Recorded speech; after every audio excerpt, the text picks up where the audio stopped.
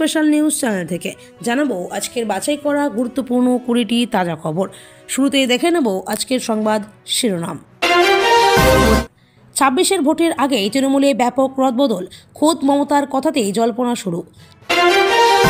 চোটটার জন্যই তৃণমূল ছেড়েছি, অভিষেককে চাঁচাছোলা জবাব শুভেন্দুর। কৃষকদের জন্য সুখবর, সরাসরি চাষির থেকে 9 টাকা কেজি দরে আলু কিনবে রাজ্য। অচেনা ভোটারের নাম দেখলেই ভুতুরে ভোটার খুঁজতে নেমে পড়ল টিম মমতা, জেলায় জেলায় তৈরি তৃণমূল। ছাত্রদের নতুন রাজনৈতিক দল জাতীয় নাগরিক পার্টি টপ 10-এ জুলাই বিপ্লবের 10 জন। প্রতিদিন নিয়মিত সঠিক খবর পেতে আমাদের চ্যানেলটিকে সাবস্ক্রাইব করে পাশে থাকুন। এবার আসছে বিস্তারিত খবরে। বিগত বেশ কিছুদিন ধরেই তৃণমূলের সাংগঠনিক স্তরে রদবদলের জল্পনা চলছে। বৃহস্পতিবার নেতাজি ইন্ডোর স্টেডিয়ামে দলের সভা ছিল। সেখানে এই বিষয়ে কোনো ঘোষণা করা হয় কিনা তা নিয়ে দীর্ঘ চর্চা আলোচনা হয়েছে। তবে শেষ অবধি এমন কোনো ঘোষণা করা হয়নি। তবে খোদ দলনেত্রী মমতা বন্দ্যোপাধ্যায়ের মন্তব্য সেই জল্পনা জিইয়ে রেখেছে। তৃণমূলের রদবদল আসন্ন। গতকাল নেতাজি ইন্ডোরের সভা থেকে দলের রদবদল নিয়ে কোনো ঘোষণা করা হয়নি। এরপরেই প্রশ্ন দেখা দেয়, তাহলে কি সাংগঠনিক রদবদল হচ্ছে না? ইতিমধ্যেই এই নিয়ে সামনে এসেছে নয়া আপডেট। তৃণমূলের একাংশকে উদ্ধৃত করে একটি সংবাদ মাধ্যমের প্রতিবেদনে দাবি করা হয়েছে, রদবদলের সম্ভাবনা মোটেই বিষবাও জলে নয়, বরং রদবদল আসন্ন বলেই দাবি করেছে দলীয় সূত্র। সংশ্লিষ্ট সংবাদ মাধ্যমের প্রতিবেদন থেকে এমনটাই জানা গিয়েছে।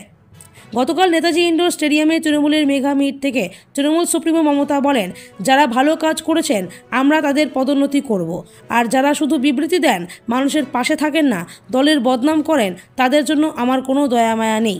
মমতার এই মন্তব্য থেকেই তৃণমূলের অন্দরে রদবদলের জল্পনা আরও তীব্র হয়েছে। পারফরমেন্সের নিরিখেই দলের সাংগঠনিক স্তরে রদবদল হতে চলেছে বলে অনুমান করা হচ্ছে। 26-এর ভোটের আগে এই রদবদল বেশ তাৎপর্যপূর্ণ বলে মনে করছে ওয়াকিবহাল মহল। এদিকে তৃণমূলের সর্বভারতীয় সাধারণ সম্পাদক অভিষেক বন্দ্যোপাধ্যায়ও সুপ্রিমো মমতার কাছে একটি রিপোর্ট দিয়েছেন। সেখানেও মূল কথা পারফরমেন্স বলে খবর। এখন প্রশ্ন হলো, কবে হবে এই রদবদল? এই বিষয়ে দলীয় সূত্র উদ্ধৃত করে প্রতিবেদনে দাবি করা হয়েছে, যে কোনো দিন এই ঘোষণা করা হতে পারে। তবে কোনো আনুষ্ঠানিক সভা করে নয়, বরং কেবলমাত্র বিজ্ঞপ্তি জারি করা হবে। এই বিজ্ঞপ্তির মাধ্যমেই দলের রদবদলের ঘোষণা করা হবে, অর্থাৎ বেশ কিছু পদে রদবদল করা হবে, এটা এক প্রকার নিশ্চিত। নেতাজি ইন্ডোরে বৃহস্পতিবার তৃণমূল কংগ্রেসের মেগা সমাবেশে দলের সর্বভারতীয় সাধারণ সম্পাদক অভিষেক বন্দ্যোপাধ্যায় তীব্র আক্রমণ করেছেন শুভেন্দু অধিকারী এবং মুকুল রায়ের বিরুদ্ধে। অভিষেক দাবি করেন, শুভেন্দু এবং মুকুলদের দল ছাড়ার পেছনে তিনি মূলত বিশ্বাসঘাতক হিসেবে চিহ্নিত করেছিলেন। প্রতিক্রিয়া জানাতে গিয়ে এবার আবারও বিস্ফোরক দাবি করে বসলেন বিরোধী দলনেতা। পাল্টা প্রতিক্রিয়ায় বিরোধী দলনেতা শুভেন্দু অধিকারী বলেন, তিনি কখনোই বিশ্বাসঘাতক ছিলেন না, বরং অভিষেকের চুরি এবং বেআইনি ব্যবসায় বাধা দেওয়ার জন্য তাকে টার্গেট করা হয়েছিল। শুভেন্দু বলেন, আমি চিহ্নিত হইনি, বরং টার্গেট করা হয়েছিল, কারণ আমি বিনয় মিশ্র, কুন্তল, শান্তনু, সুজয় কৃষ্ণ ভদ্রদের মতো দুর্নীতির সাথে জড়িতদের বিরুদ্ধে প্রতিবাদ করেছি। এছাড়াও তিনি বলেন, 2011 সালের আগে তৃণমূল ছিল অন্যরকম, তখন দলটা সুনিশ্চিতভাবে চালানো হতো। এখন যা হচ্ছে তা সম্পূর্ণ ভিন্ন। শুভেন্দু আরও দাবি করেন, 2014 সালে যখন উনি মুকুল রায়কে ঘাড় ধাক্কা মেরে দল থেকে বের করে দিয়ে 70,000 ভোটে জয়ী হন, তখন থেকে দলটির মূল লক্ষ্য পরিবর্তন হয়। তিনি অভিষেককে আক্রমণ করে আরও বলেন, অভিষেকের চার্টার্ড বিমানে ঘোরাঘুরি আরও 3,000 কোটি টাকা মালিক হওয়ার বিষয়টি তৃণমূলের আদর্শের বিপরীত। শুভেন্দু অধিকারী বলেন, অভিষেকের কারণে তিনি তৃণমূল ছেড়েছিলেন। মমতা বন্দ্যোপাধ্যায় চরম তোষণের রাজনীতির বিরোধিতা করতে গিয়ে আমি দল ছেড়েছি। মুকুল রায়কে নিয়ে অভিষেকের গদ্দার মন্তব্য নিয়েও তীব্র প্রতিক্রিয়া জানান শুভেন্দু। তিনি বলেন, মুকুল রায় হাসপাতালের শয্যায় রয়েছেন, অথচ অভিষেক তাকে গদ্দার বলছে। মুকুল রায় তৃণমূলকে ক্ষমতায় আনার জন্য অনেক অবদান রেখেছেন। শুভেন্দু আরও বলেন, মুকুল রায় ভাইপোর কাছ থেকে উত্তরীয় নিয়েছিলেন, আর এখন অভিষেক তাকে গদ্দার বলছে। এই মানসিকতা কতটা নিচু তা স্পষ্ট। এছাড়া শুভেন্দু অভিষেককে আক্রমণ করে বলেন, ওর কোনো মনুষ্যত্ব নেই যে আমার বিরুদ্ধে এত কিছু বলছে, আমি তাকে এতদিন সমুচিত জবাব দেব। অন্যদিকে তৃণমূল সেনাপতি বৃহস্পতিবারের মেগা সমাবেশে দলের বেসুরো সদস্যদের উদ্দেশ্যে কঠোর বার্তা দেন। তিনি বলেন, অনেকে মিডিয়ার সামনে এসে শৃঙ্খলা ভঙ্গ করছেন এবং দলের সম্মানহানি করেছেন, তাদের চিহ্নিত করে তাদের বিরুদ্ধে পদক্ষেপ নেওয়া হবে। মুকুল রায় এবং শুভেন্দু অধিকারীর আসল রূপ আমি প্রকাশ করেছি এবং তাদের চিহ্নিত করেছি। অবশেষে দীর্ঘ প্রতীক্ষার অবসান। গত বছরের আগস্টে হাসিনা বিদায়ের পর নতুন স্বাধীনতা পাওয়ার বাংলাদেশ ফেব্রুয়ারিতে এসে সমানের নতুন রাজনৈতিক চেষ্টা। বাংলাদেশে জন্ম নেওয়া নতুন রাজনৈতিক দলের আত্মপ্রকাশ হয় বাংলাদেশের জাতীয় সঙ্গীত ন্যাশনাল সিটিজেন পার্টি। বাংলাদেশের সময় শুক্রবার বিকেল 3:30 নাগাদ ঢাকার মানিক মিয়া অ্যাভিনিউয়ের মঞ্চে প্রথম কোরআন পাঠ করেন জাতীয় নাগরিক পার্টির জনতার মধ্যে। তারপর গীতা, বাইবেল, স্কুল, কলেজ, বিশ্ববিদ্যালয় পড়ুয়া। নতুন রাজনৈতিক দলের আত্মপ্রকাশ উপলক্ষে পুলিশি প্রহরাও ছিল জোরদার। প্রসঙ্গত, ছাত্রদের নতুন দল জাতীয় নাগরিক পার্টিতে তরুণদের জয় জয়কার। প্রবীণ দুদে রাজনীতিবিদদের কারোরই জায়গা হয়নি নতুন দলের সুপার টেনে। নতুন দলের শীর্ষ 10টি পদই জুলাই বিপ্লবে অংশ নেওয়া বৈষম্য বিরোধী ছাত্র আন্দোলন এবং জাতীয় নাগরিক কমিটি নেতাদের দখলে। বাংলাদেশের নতুন রাজনৈতিক দল জাতীয় পার্টির আহ্বায়ক হয়েছেন নাহিদ ইসলাম। দিন দুয়েক আগে অন্তর্বর্তী ইউনূস প্রশাসনের উপদেষ্টার পদ থেকে ইস্তফা দেন তিনি। দলের সদস্য সচিব হয়েছেন আখতার হোসেন। 10টি শীর্ষ পদের মধ্যে মহিলা হয়েছেন 3 জন। জ্যেষ্ঠ যুগ্ম আহ্বায়ক হয়েছেন সামান্তা শর্মিন এবং আরিফুল ইসলাম আদিব। এছাড়াও জ্যেষ্ঠ যুগ্ম সদস্য সচিব হয়েছেন 2 জন, তাসনিম জারা ও নাহিদা সারওয়ার।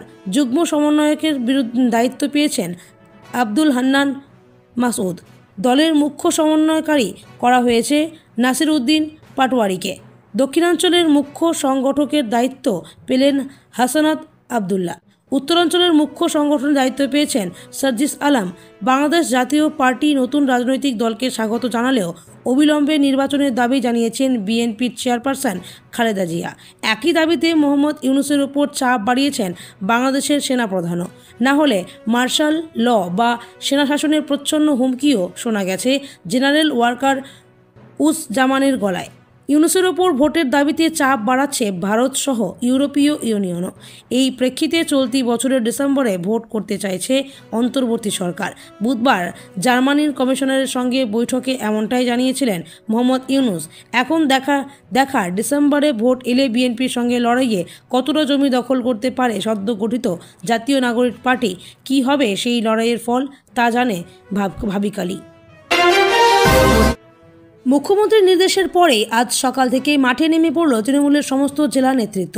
বুথ স্তরে মিটিং করে ভুয়ো ভোটার ধরার নির্দেশ দিয়েছেন মমতা বন্দ্যোপাধ্যায়। সেই মোতাবেক অভিযানে নামলেন নেতা জনপ্রতিনিধিরা। সাধারণ মানুষকে বোঝাতে তৈরি করা হয়েছে বিশেষ বার্তা। কী আছে সেই বার্তায়? উল্লেখ করা হয়েছে সকলেই নিজের নিজের পরিবার ও প্রতিবেশী, দলীয় সহকর্মীর ভোটার কার্ড নম্বর দিয়ে অফলাইন ও অনলাইন ভোটার লিস্টে নাম, ঠিকানা যাবতীয় ঠিক আছে কিনা একবার মিলিয়ে নিন। আর সেই সঙ্গে নিজের বুথের ভোটার লিস্টে অচেনা মানুষের নাম থাকলে খোঁজ নিন। প্রয়োজনে দলীয় নেতৃত্বদের অবহিত করুন। বিশেষ নজরে কোচবিহার, মালদহ, বালুরঘাট, রায়গঞ্জ, মুর্শিদাবাদ সহ কলকাতাও। ভুয়ো ভোটার ধরার অভিযান ধরতে বৈঠক। উত্তর 24 পরগনা জেলায় হলো মিটিং। গতকাল মুর্শিদাবাদের ভোটারদের উত্তর 24 পরগনা জেলায় নিয়ে আসার অভিযোগ করেন মমতা বন্দ্যোপাধ্যায়। সতর্ক করা হয়েছিল দলের সমস্ত স্তরের নেতাদের। এরপরে আজ বৈঠক করলেন জেলার নেতারা। বারাসাত সাংগঠনিক জেলা নিয়ে হলো আজ মিটিং। এজেন্টরা বাড়ি বাড়ি যাবে শহরাঞ্চলে, গ্রামাঞ্চলে পঞ্চায়েত সদস্যরা যাবেন। ঠিকানা, এপিক কার্ড ধরে ডেটাবেস তৈরি করতে হবে। ভিডিওকে জমা দেওয়া হবে দলের তরফে। বৈঠকে ছিলেন জ্যোতিপ্রিয় মল্লিক, কাকলি ঘোষ দস্তিদার, রথিন ঘোষ, তাপস চট্টোপাধ্যায় সহ ব্লক ও টাউন সভাপতিরা।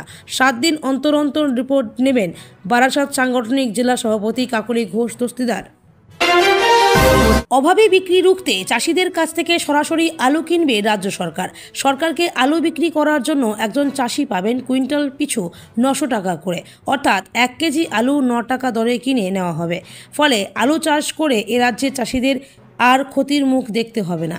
কৃষি বিপণন দপ্তর যে বিজ্ঞপ্তি প্রকাশ করেছে সেই অনুযায়ী চাষিদের কাছ থেকে জ্যোতি আলু কেনা শুরু করা হবে 1 মার্চ থেকে। 31 মার্চ পর্যন্ত জেলায় জেলায় এই ব্যবস্থা চালু থাকবে। তার মধ্যে নির্দিষ্ট প্রমাণপত্র দেখিয়ে আলু রাজ্যের কাছে বিক্রি করতে হবে। হিমঘর কর্তৃপক্ষের মাধ্যমে এই আলু কেনা হবে। হিমঘর মালিকরা প্রয়োজনে ব্যাংক থেকে ঋণও পাবেন। কৃষি বিপণন দপ্তর সূত্রের খবর, একজন চাষির থেকে সর্বোচ্চ 35 কুইন্টাল বা প্রায় 70 বস্তা আলু কেনা হবে। সব মিলিয়ে জেলাগুলি থেকে প্রায় 11 লক্ষ মেট্রিক টন আলু কিনে নেবে রাজ্য সরকার। পূর্ব বর্ধমান, হাওড়া, হুগলি, পশ্চিম মেদিনীপুর, ঝাড়গ্রাম, ঝাড়গ্রাম, বাঁকুড়া, বীরভূম, মুর্শিদাবাদ, জলপাইগুড়ি, আলিপুরদুয়ার, কোচবিহার ও উত্তর দিনাজপুর এই 12টি জেলা থেকে আলু কেনা হবে। নবান্ন সূত্রের খবর, এবার রাজ্যে আলুর ফলন নিয়ে যথেষ্ট আশাবাদী কৃষি দপ্তরও। দপ্তরের হিসাবে প্রায় 140 লক্ষ মেট্রিক টন আলু উৎপাদন হবে। তাই আগে থেকেই চাষিদের স্বার্থ সুরক্ষিত করতে তাদের পাশে দাঁড়াতে সরাসরি আলু কিনে নেওয়ার সিদ্ধান্ত নিল রাজ্য সরকার। কোনো চাষিদের কাছ থেকে আলু কেনা হবে। হিমঘর ভিত্তিক তার তালিকা তৈরি করলে ভিডিওরা হিমঘর কর্তৃপক্ষের মাধ্যমেই এই আলু কেনা হবে। যারা আলু বিক্রি করবেন সেই সমস্ত চাষিদের কৃষক বন্ধু প্রকল্প, কিষাণ ক্রেডিট কার্ড, জমির নথি এবং বাংলা শস্য বীমা প্রকল্পে আলুর বীমা করা নথির মতো প্রয়োজনীয় তথ্য ও নথি দিয়ে বিডিওর কাছে আবেদন করতে হবে বলে জানানো হয়েছে। সমবায় ব্যাংক ও রাষ্ট্রায়ত্ত ব্যাংক থেকে হিমঘর মালিকরা আলু কেনার জন্য ঋণও পাবেন।